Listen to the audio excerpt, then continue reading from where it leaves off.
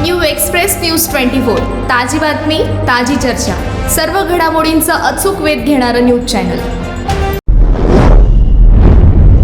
निवडणूक कामकाजासाठी निवडणूक करण्यात आलेले अधिकारी कर्मचारी यांना मतदानाचा हक्क बजावता यावा यासाठी त्यांना त्यांच्या नेमणुकीच्या ठिकाणीच मतदान करण्याची सुविधा उपलब्ध करून देण्यात आली आहे।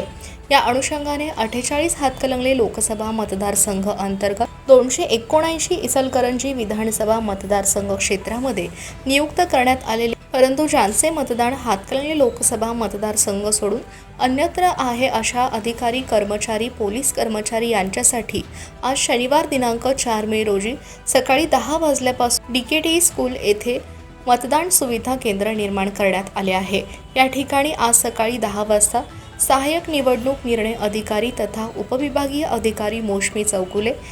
महानगरपालिका उपायुक्त प्रसाद काटकर, उपनिबंधक सदाशिव जाधव, मुख्य लेखा व वित्त अधिकारी विकास खोडपे, मुख्य लेखा परीक्षक आरती खोत पाटील यांच्यासह निवडणूक कामकाजासाठी नियुक्त अनेक वरिष्ठ अधिकारी कर्मचारी पोलीस कर्मचाऱ्यांनी मतदान केलं।